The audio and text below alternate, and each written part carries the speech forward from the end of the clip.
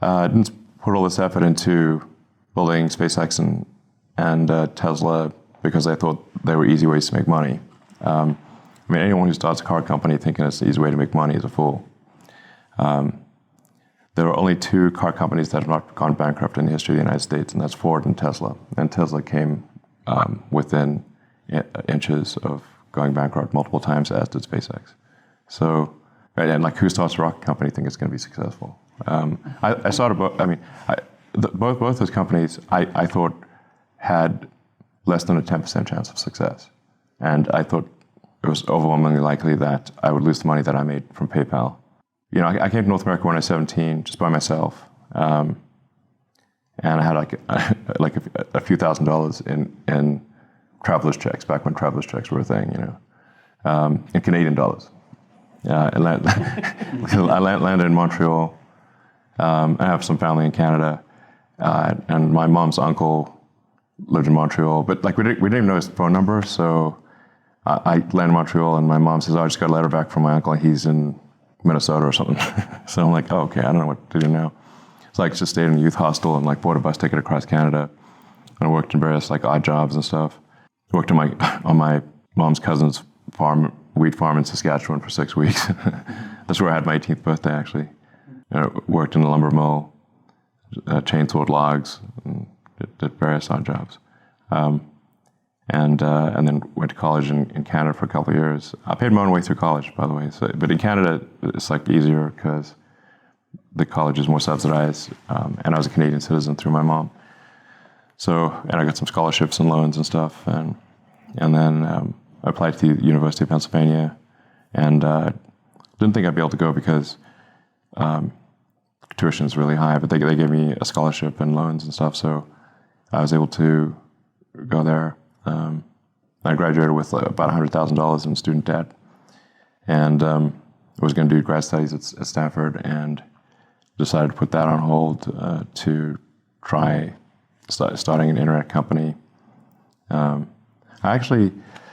tried to get a job at Netscape, but they didn't. I'd sent my resume and didn't get any response.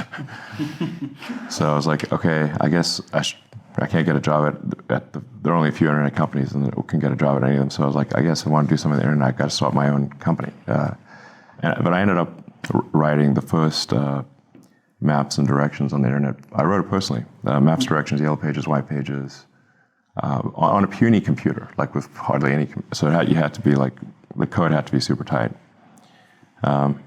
I even have some patents on like maps and directions and yellow pages and white pages and stuff from ages ago. They're lapsed now, but that company ended up getting bought by Compaq for about $300 million. And I own 7% of the company, so I got like $20 million from that. Put most of it into X.com, which merged with Confinity to create PayPal. And then I got about $180 million from that. And I put all of that into SpaceX, Tesla, and SolarCity. I just basically kept all the chips on the table and just like, let's play another round. And most people take the chips off the table, or at least some of their chips. And then SpaceX and Tesla ended up being valuable, and that's where I am. But the reason for SpaceX and Tesla is, Tesla, if you say like, how would you assess the historical good of Tesla? I'd say it's the degree to which Tesla accelerated sustainable energy. And I've been interested in electric cars for a long time, since maybe high school, certainly early college. My original interest in electric vehicles was not so much due to environmental concerns, but rather from the concern that we'd run out of oil eventually, and or would become extremely scarce and expensive, and then civilization would collapse because we couldn't drive cars or run power plants and stuff. So we needed some form of sustainable energy generation and consumption, or civilization is going to collapse. So that was my original interest in electric vehicles and solar energy. And then I do think there's some risk of negatively affecting the climate. As you increase the CO2 concentration in the oceans and atmosphere, you increase the risk of something going wrong. I'm not like in the camp of the super alarmist global warming. I think, I don't think we're screwed because of the current parts per million of CO2 in the ocean's atmosphere. I think this is actually not a terrible level. However, there's so much inertia in the direction of mining and burning hydrocarbons that the world is still overwhelmingly dependent on mining and burning hydrocarbons. So, if this continues and you start really driving up the CO2 in the ocean's atmosphere, then there's increased risk of accelerating climate change, basically warming up the oceans and raising the sea level. So I think I think that's probably just not a wise risk to take, since we will in any case have to transition to sustainable energy long term, because we will eventually run out of oil and coal to mine and burn. Then why run the experiment to see if something bad will happen with a high CO2 concentration in the ocean's atmosphere? It's a pointless experiment. We know we have to get to some sustainable energy economy. It's tautological. So I think we should try to get there sooner, so as not to run the risk of climate change. Climate change would not be catastrophic to civilization, but it would be very disruptive. Humans love living right on the ocean, so it's we're almost like a thermometer. It's like if we're living right on the beach. Okay, so this is so even small changes in sea level will put a lot of houses underwater. Even little changes, not have to be big. We've just inherently created civilization that is highly sensitive to changes in temperature. A lot of politicians who are alarmist about this stuff buy homes right on the water, though, don't they? That's true. Yeah, I'm not sort of into vilifying the oil and gas industry, because I think the reality is if we don't have oil and gas right now, civilization would collapse, and everyone would be starving. So we obviously need oil and gas right now. It would be absurd to just stop it. It's not feasible. But I do think we should be trying to accelerate progress towards a sustainable energy future, not slow it down. I think it's just a sensible thing to do to try to move faster to a sustainable energy economy rather than slower, because that reduces the risk of the climate experiment. And like I said, since we know we have to get to a sustainable energy economy anyway, why run this experiment? It's just not smart. Anyway, so the fundamental good of Tesla, I think, is should be measured by how many years did Tesla accelerate the transition to a sustainable energy economy? 10 years, 20 years, that's the fundamental good of the company. But to Ethan's point, he's asking why not? Is that your answer for why you keep going? Is because these things make a difference. They make a difference ultimately for the flourishing of humanity, for the longevity of humanity. Is that why you're not on a beach somewhere sipping Mai Tais or White Claws? Yeah. I don't actually drink a lot of White Claw. This is not about trying to enrich myself. I do not live a life of conspicuous consumption. I work, very long hours, but I think what Tesla's doing is important to the future, and that's why I keep doing it. And I think it's something that I think is Tesla increases the probability that the future will be good for humanity, and then for SpaceX. I think it's important that we take the actions, that we become a spacefaring civilization and a multi-planet species. This is an exciting, inspiring future. You need to have things that, when you wake up in the morning, you're excited about the future. Why live if it's all about solving problems or being miserable? But why live? So they got to be things that are inspiring, that get you in the heart. And I think space is one of those things. So, look at the Apollo program and, sending people to the moon in '69. And wasn't that a great thing for all of humanity? Great thing. And if you ask people, like, what are some of the greatest things that humanity's ever done, that would be one of them. And I think, around the world, people would agree with that. If you believe it really happened. Yes, I do get that question. If your mind is melting as much as mine. So you got it from the man himself. What keeps Elon going and doing the things that he does. We just heard it from himself. And that's why I'm a proud investor of Tesla, because, he's just doing things to make a world a better place, as cheesy as it may sound. Let's hear what he has to say about Texas and why he sold his shares, basically.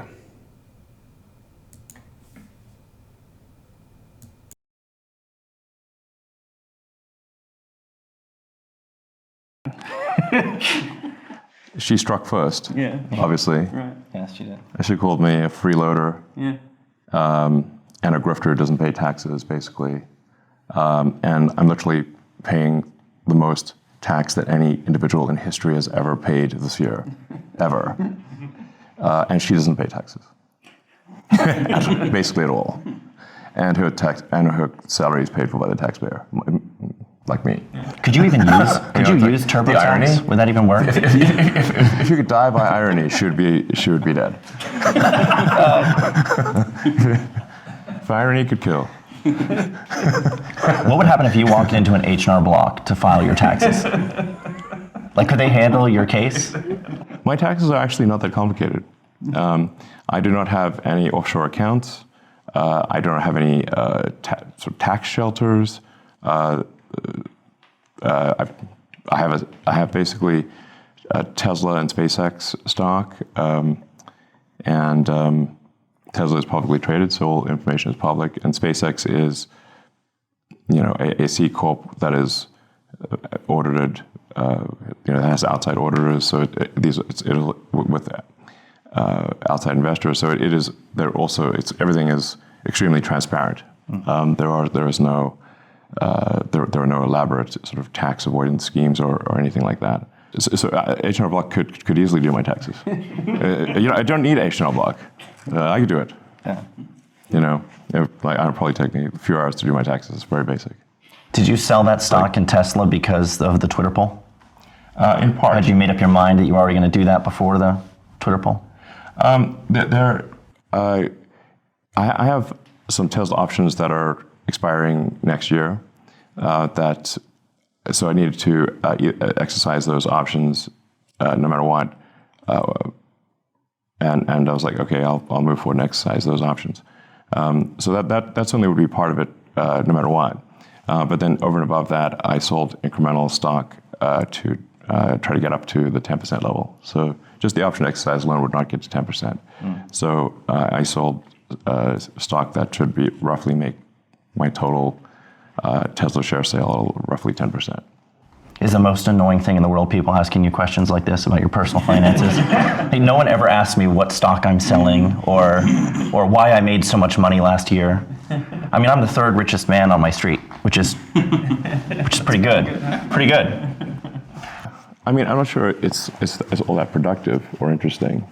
Essentially all of my net worth is just in SpaceX and Tesla stock. These two companies that I helped create and have run for now almost 20 years have done a lot of useful things.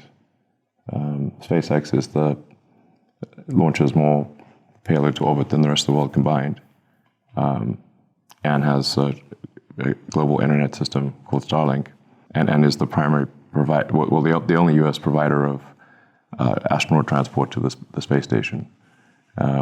We publish 6 to 8 satire articles a day. Some of them are funny. So that's, pretty good. So SpaceX, it transports U.S. And as well as non-U.S. Astronauts to the space station. That was previously the U.S. was dependent on Russia, who was doing a good job, but charging kind of crazy money per seat.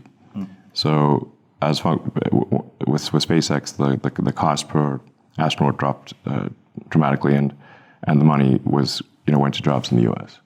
So that's why people think SpaceX is valuable. Tesla. I mean, the annoyance, though, of like people holding it against you that you've had success, holding it against you that you have wealth, viewing billionaires as evil, and you're not doing enough to give back. You have like the Elizabeth Warren thing that you haven't paid your fair share. I mean, that's that's got to be kind of aggravating. Yeah, I think it's just important to understand like what is this wealth? It's not like I've got like some massive cash balance. My cash balances are very, very low. And at least until I sold stock, which is really the first time I've actually sold stock in any meaningful way, was this quarter. I simply had loans against my stock. So if Tesla and SpaceX went bankrupt, I would go bankrupt too, immediately. So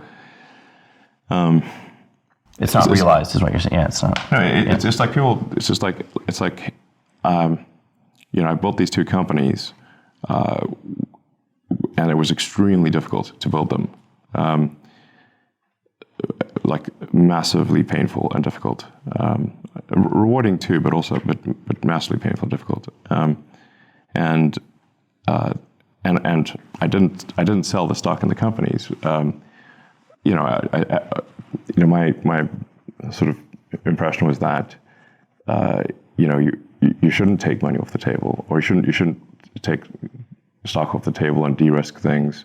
That a captain should go down, with their ship.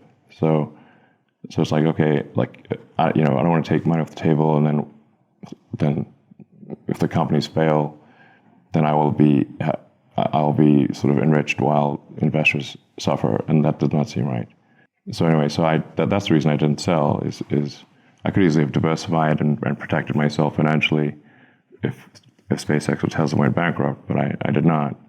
And SpaceX and Tesla came very close to bankruptcy many times. Even when bankruptcy was literally weeks away, I did not sell stock. And then the companies became valuable. Not Tesla's value and SpaceX's value is not up to me. It's up to investors. And they decided Tesla was worth $1 trillion in the public market. So, and I own 20% of the company. So you're not apologizing right now. You're not going to look into the camera and say, "I'm so sorry." Look in the camera right now. I'm just trying to explain. I don't think people necessarily understand. They don't. Yeah. That this is not some function of sort of hoarding or something. It's simply that I own 20% of the company that became very valuable as decided by external investors, and so 20% of $1 trillion valuation is $200 billion. And I've said at various times that I think the stock price is too high, but the investors just ignored that. I'm like, okay, I literally said it's too high, and they just kept making that price higher. So I'm like, tell them our value is too high. So anyway, so it's just but like I said, this is not like my so-called wealth. It's not some deep mystery. It's simply what is my ownership percentage of SpaceX and Tesla? Multiply that by the valuation. That's my net worth. It's super simple, and my taxes are super simple. And I have no offshore accounts, no sort of clever tax evasion or anything like that. And I don't draw a salary or any cash salary or bonus from the companies at all. So. Again, I thought that was morally good to not do that, and so there were there was one year, I think 2018, where I didn't pay any tax, but that's because I didn't have any income, but I did have a little bit of income, but I had actually overpaid taxes, I think in 2017, so I paid too much tax, and so I got I basically netted that out in 2018 because I paid too much tax in 2017, right. Accidentally.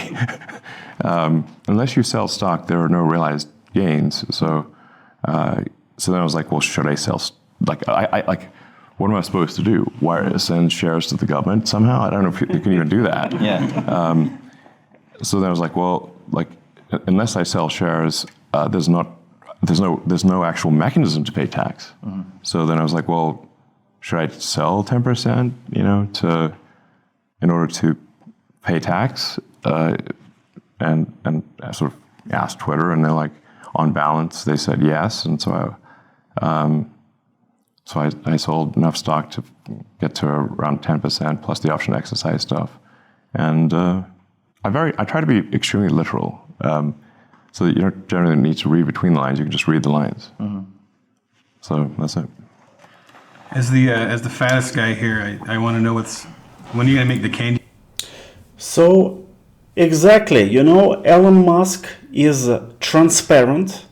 His way is being transparent, putting a lot of hours to work, having this great philosophy, and of working transparency, telling the things that they are with no BS.